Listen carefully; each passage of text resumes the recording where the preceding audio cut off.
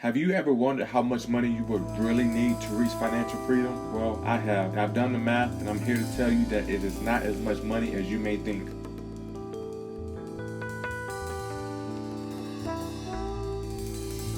If you have been working for any number of years, I'm sure you've given the idea of retirement at least a thought once or twice. It is something that we all hope to achieve one day, and honestly, it seems like the perfect setup. Waking up in the morning, no worries in the world because you know that all of your financial obligations are taken care of. The only thing you really have to stress over is how to spend more time with your family. Or even better, maybe you're traveling the world, visiting every single country of your choosing, living the good life. You're marking everything off your bucket list before coming back home and enjoying a nice afternoon with the family. Or what if financial freedom to you means leaving that crappy 9-to-5 job that you hate so much? If only you could just make enough money to cover your mortgage payment so you could leave and look for something better, then that would be the good life. All of these scenarios sound pretty good, right? While keeping all of this in mind, let's take a moment to figure out how to get you from where you are today exactly to this point in the future. But what exactly will it take? Is it even possible to attain? Well, I'm here to let you know that it's actually a little bit more possible than you may think. This is because most people think they need millions upon millions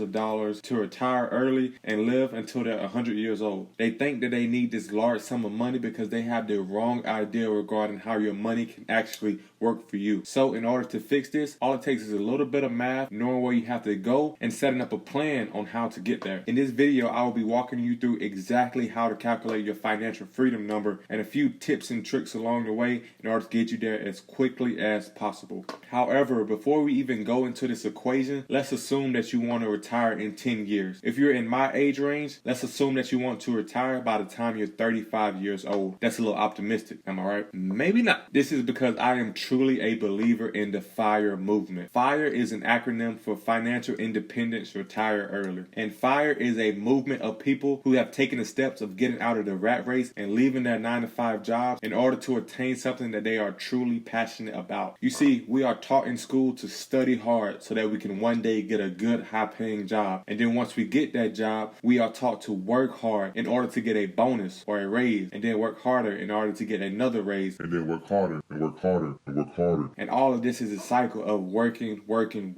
and never any progress towards long-term wealth. The thing is that your bonus and raise is directly correlated to the amount of hours that you work. You are never building something other than the employer-sponsored 401k. You don't have anything to show for the money that you're making. The minute you stop working from that job, your income ceases to exist. This is not a formula for financial independence and retiring early. In the FIRE movement, we are all about finding ways to build wealth and retire early through passive income. And this passive income can come in multiple forms. Not everybody who subscribes to the FIRE movement believes in passive income in the form of actual cash flow. What they do believe in is smashing that like button for the YouTube algorithm to help grow this small channel. But seriously, many people who subscribe to the FIRE movement believe that the most conservative and guaranteed way to reach financial freedom is investing in the stock market. Their whole idea is to build a nice sized nest egg through the stock market that allows them to fund their retirement for years and years and years to come. In this video, I will be talking about this exact investment channel, which is through the stock market. So how much money do you really need to retire and live a life that is not burdened of where your next paycheck will come from? How many hours you have to work to get it, and the stresses that go along with working a job that you absolutely hate. You have to live on this money for the rest of your life, never having to contribute to it again and only withdraw from it. What is a realistic amount of money for this to be? Is it $3 million? $5 million? $10 million? Is there even any amount of money that would let you do this? That's exactly where I was. When I first got started on my FIRE journey, I wasn't sure if there was any amount of money that would let me retire by the time I'm 35 and let me live on it until I'm well past 100. So is it really even possible? Well, in short, the answer is yes. Definitely yes. Now, while I can't answer exactly what this number will be for you because I don't know your personal lifestyle habits or how much money you will need to feel comfortable in retirement, I can teach you how to calculate the number that you will need, and I can assure you that it will be probably a lot less than you think. First, in order to calculate your financial freedom number, you have to take into account the annual amount of money that you will need to spend in retirement. This number should be large enough to where you can live live in comfort, but not too large to where you're being too extravagant with your numbers. Depending on how frugal you are will determine how big your nest egg needs to be for financial freedom. So quite obviously, the less number that you need per year will be the less amount of money that you need to save in order to reach financial freedom, and the faster you can get there. So again, what's my number and how is this even possible? Well, I'm going to give you a secret. The reason that any of this is even possible is because of compound interest. Compound interest, as I like to refer to as the ninth wonder of the world, with the eighth wonder of the world being passive income, is the science behind your money making money for you. You're sort of building this snowball, but instead of a snowball, it's like this huge wad of cash that keeps growing bigger and bigger and bigger. And as you push this wad of cash down here towards retirement, it just becomes an avalanche of money that just keeps making more money. Compound interest is what can turn common people like me and you into millionaires, and it is exactly what turns millionaires into mega billionaires like Warren Buffett. And the craziest thing about compound interest is that it is in our face every single day, but very few people take advantage of its capabilities. So many people just can't see the light at the end of the tunnel, so they don't even start on their journey towards financial freedom. They are just content with the situation that they are in, so they never make any progress towards being free. But I can assure you,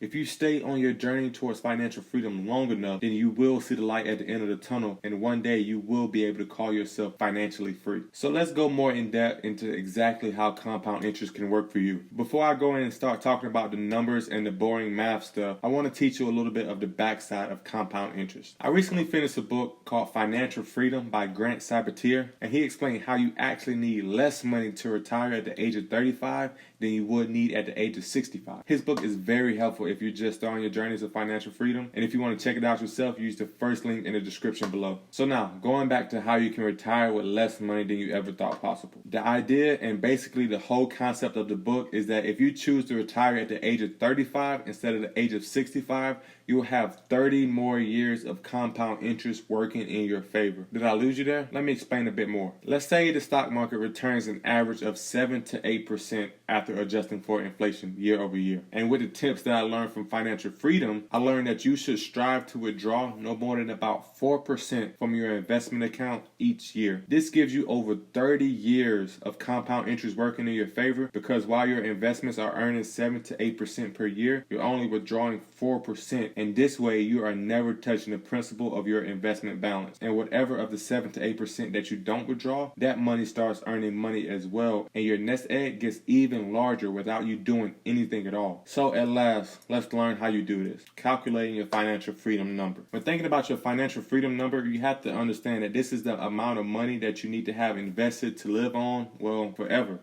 We don't want to make the assumption that you're going to die after the age of 85 because you want to be able to live on this money until you're at least 175 years old. Just kidding, but you don't want to have the worries that you're going to run out of money when you're in your golden years of retirement. So if we assume, as I said earlier, that you will withdraw no more than 4% on your investment account, then that will be our starting point in the financial freedom equation. Moving forward from that point, in order to reach financial freedom the fastest, you will need to calculate how much money you truly need, not want, but need, in order to live free in retirement. You can figure this out by calculating how much money you spend today on your monthly expenses. You can do this by looking at your bank statements or your credit card statements and summing up the amount of money for the last 6 months and dividing that by 6. Finding this average will tell you how much money you spend on a monthly basis. Once you have this average, multiply by 12 in order to get your annual expenses. You want to make sure to leave out any large one-time expenses that are abnormal in your spending habits. If you're like me and you keep all of your expenses on a spreadsheet, then this will be really easy. If you want a copy of the spreadsheet that I actually use to keep track of my expenses, leave a comment below and I will do a video on exactly how I built it. So for me, my monthly expenses are about $4,000 now, but in retirement, I want to have about $5,000 per month coming in. This leaves me with a little bit of margin for error just in case any unforeseen expenses occur. So multiplying $5,000 per month times 12 months, we get $60,000 in annual expenses that I will need in retirement. So to do this with your personal number, just multiply your monthly expenses by 12 in order to get your annual expenses. You will need this for the financial freedom equation that we will work shortly. So once you have this annual expense number, you simply divide that by your desired withdrawal rate. And that equation is this: annual expenses divided by withdrawal rate equals your financial freedom number. For me, it was $60,000 in annual expenses divided by 4%, which means my financial freedom number is $1.5 million. Now I know you're thinking, Dude, didn't you just tell me that I didn't need millions upon millions of dollars in order to reach financial freedom? well, yes, I did say that. So why are you saying that I need $1.5 million in order to reach financial freedom? Good question. While $1.5 million may seem like a lot of money, let's compare this with some of the other retirement calculators that you can find online. So I searched retirement calculators and I found one that is similar to the one that I'm bringing up on the screen now. In this calculator, I put my desired retirement age in and my annual expenses that I expect to spend once I reach retirement. And here's the number that I got. This calculator says that in order to reach financial freedom, I need $8 million. $8 million.